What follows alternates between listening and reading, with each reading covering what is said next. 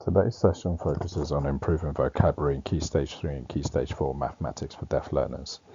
I want to make a clear promise at the outset. This is not a talk about jargon, it's a talk about access. In mathematics, vocabulary does not sit around the edges of learning. It forms the beams and pillars that hold understanding together. When deaf learners encounter barriers to vocabulary, those barriers translate directly into misconceptions, weaker reasoning, and reduced confidence. Our job is to make mathematical language visible, learnable, and usable, so equity stops being a slogan and becomes daily practice. Please find the handout that goes with today's session. The aim is to review and evaluate classroom and supportive interventions that strengthen mathematical vocabulary for deaf learners. I will ask 3 guiding questions throughout. First, do these strategies rest on sound evidence? Second, can they be delivered consistently within real timetables? And third, do they survive beyond pilot phases and become part of the school's routine so that every learner benefits?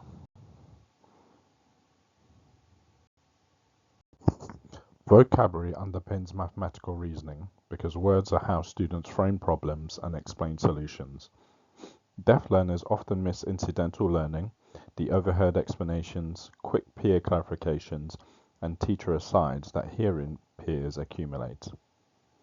Many experience delayed language acquisition or reduced access to rich linguistic environments early on, and these differences can cascade into self-belief and identity issues in school.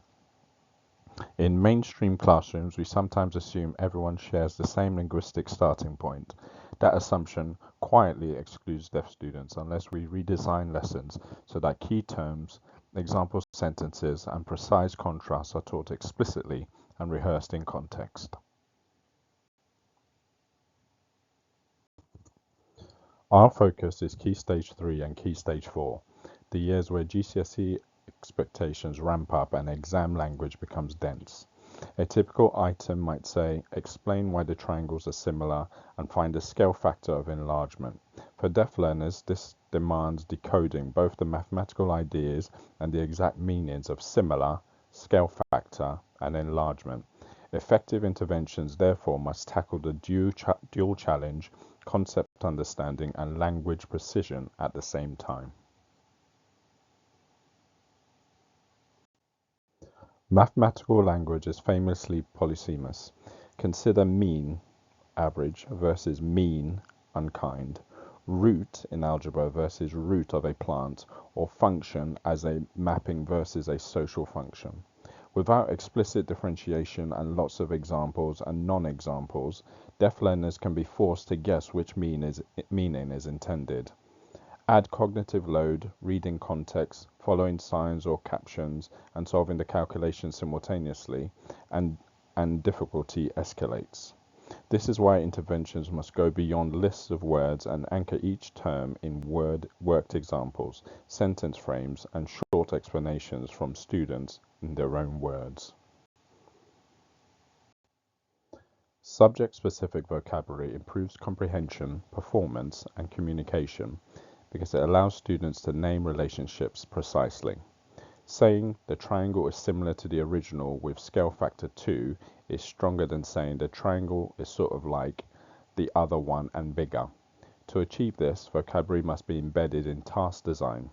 Teacher models the term, students use it during work steps, and feedback comments refer to correct or incorrect usage. Displaying the word on the wall is not enough. The word must appear in tasks and in student talk. A wide body of research shows vocabulary predicts academic achievement and scaffolds problem solving. The practical implication is simple.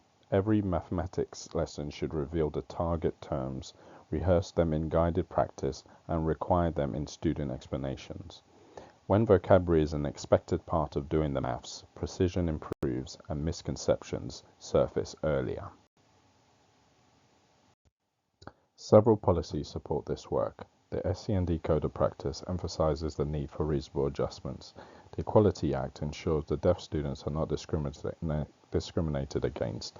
The Children and Family Act introduced EHCP plans which are tailored to individual needs. The quality standards for sensory support services provide a framework for delivering high-quality support. These policies create a legal and ethical foundation for inclusive practice. Yet compliance can drift into paperwork unless leaders monitor what actually happens in lessons. Vocabulary access should be a visible criterion in planning and observations. That is, are key terms defined, contrasted and used by students? Are visuals readable and aligned with chosen signs? And are captions or written prompts provided where needed? The graduated approach, assess, plan, do, review, is central to supporting deaf learners. It starts with assessing the child's needs, then planning SMART targets, implementing support and reviewing progress. This cycle ensures that interventions are responsive and personalized. For vocabulary development, this might include pre-teaching key terms, using visual aids, and involving specialist staff. For example, by the end of this unit, the student will use the term factor accurately in 2 different contexts and contrast factor with multiple.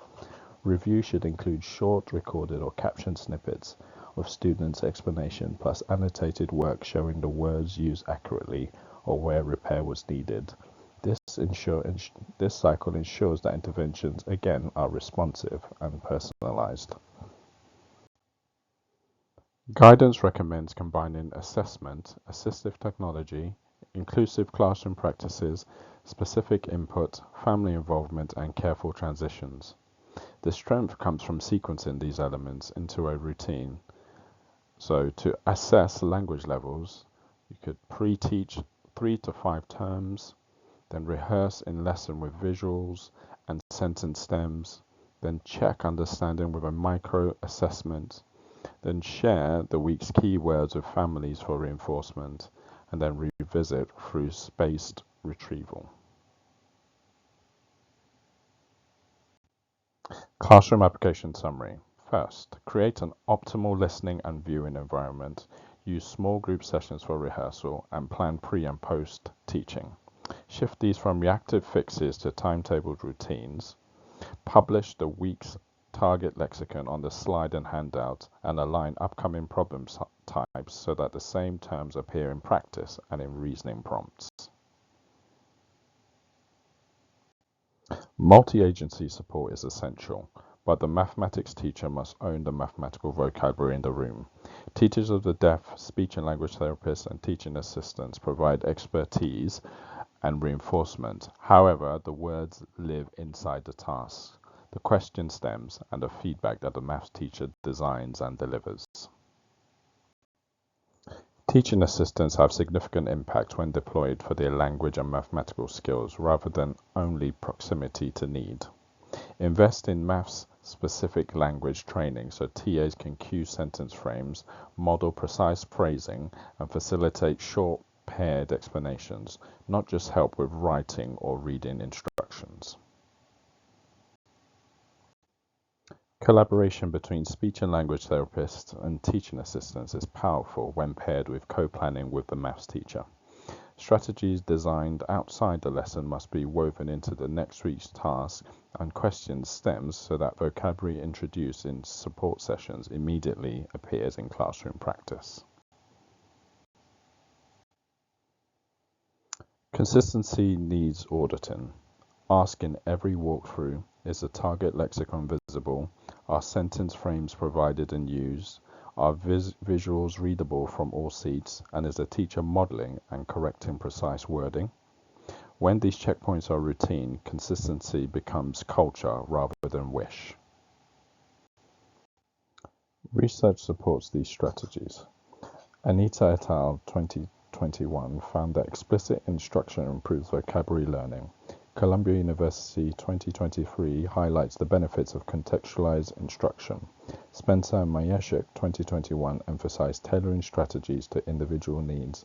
These findings reinforce the importance of combining instructed teaching with real-world context. A practical pattern emerges from research. Define the term clearly, demonstrate its use in worked example, and then ask students to produce a short self-explanation using the term. Contextualization means embedding words in multi-step tasks. For example, explain why the median is a better measure of the center than the mean for the data 3, 3, 4, 5, 50, for example.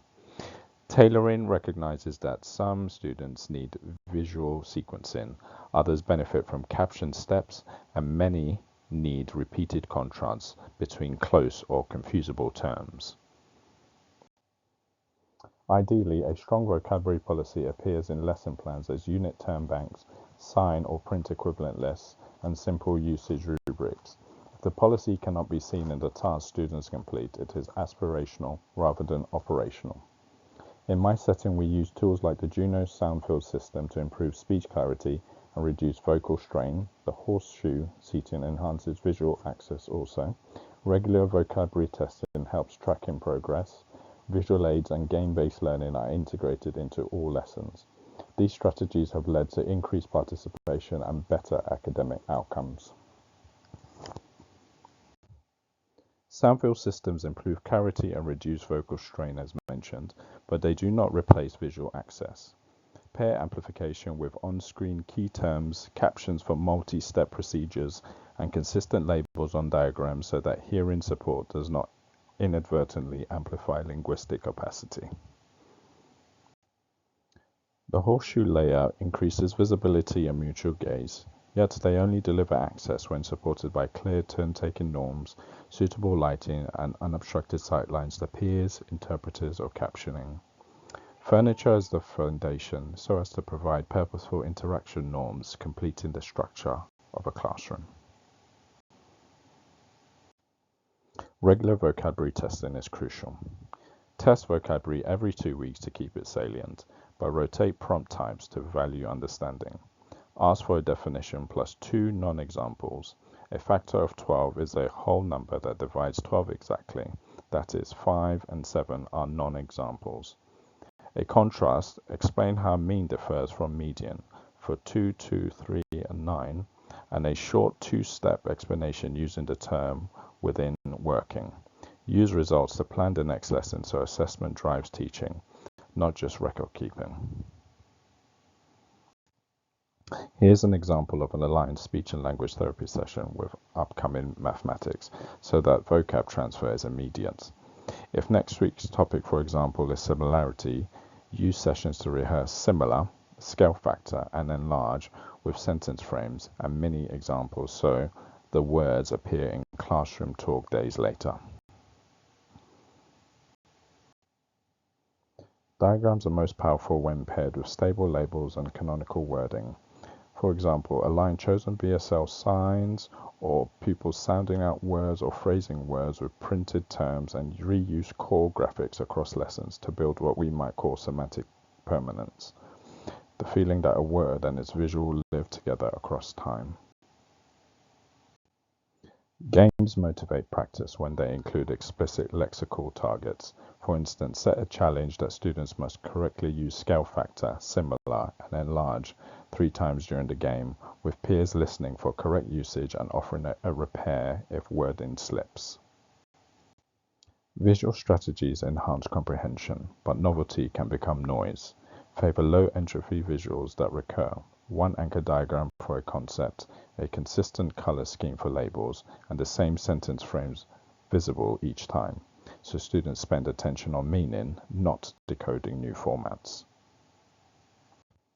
Crowded displays compete for attention and reduce visual signal to noise.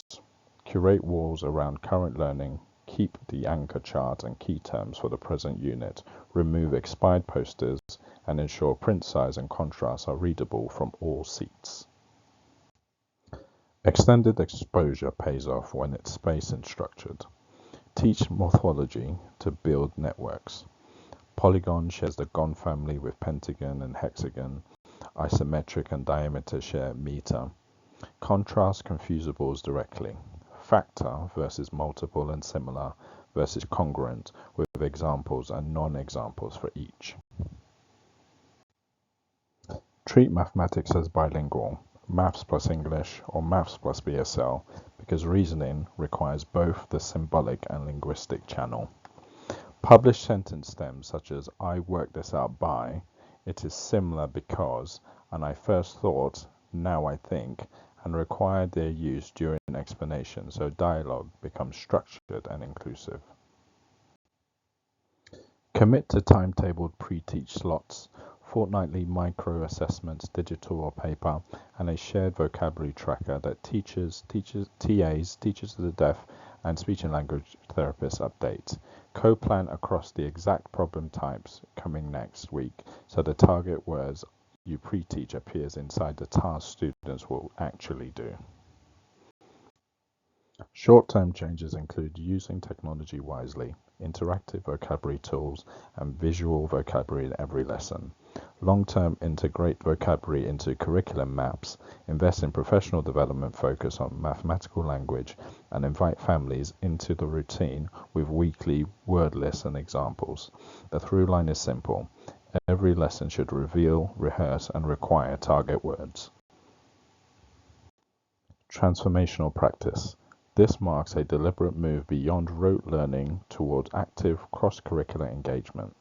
The social-cultural and constructivist principles listed, learning through dialogue and problem-solving, mean that knowledge is co-constructed, not passively received.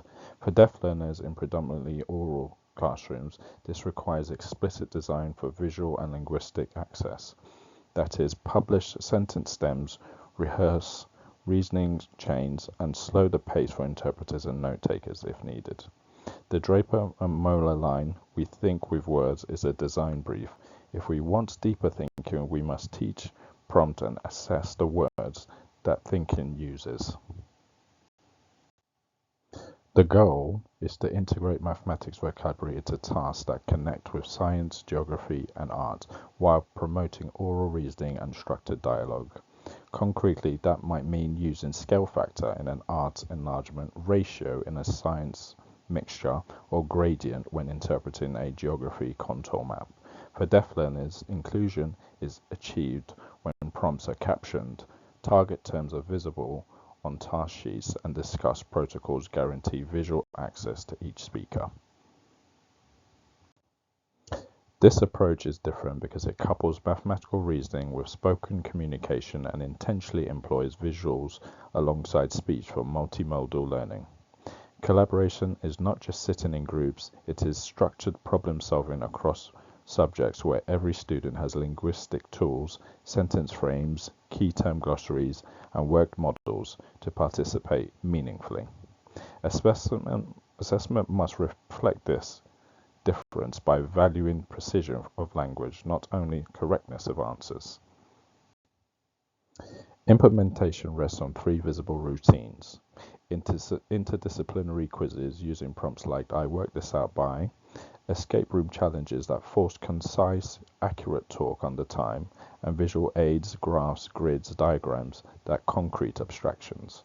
Before each activity, publish the target lexicon and a talk rubric so students know which words to use and what high-quality explanations sound like. For deaf learners, pair visuals and captions and align chosen BSL signs, for example, with printed terms. The outcomes listed: improved maths via reasoning and dialogue, stronger communication through sentence starters, and inclusive strategies that fit oral settings. Translate into observable behaviors. Students should be able to define, exemplify, and contrast key terms, then use them in 2-step explanations within near-exam timing. Confidence rises when language and reasoning are practiced together and success criteria are crystal clear. Assessment spans formative observation, learner feedback, teacher protocols, and tools like rubrics, vocabulary checklists, and digital tracking.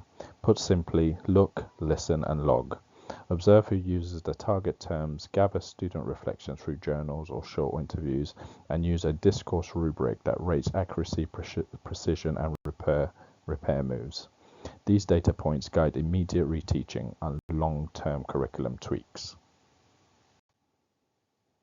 Data analysis calls for mixed methods analysis, that is, qualitative themes from interviews and journals and quantitative scores from vocabulary checklists and performance tasks.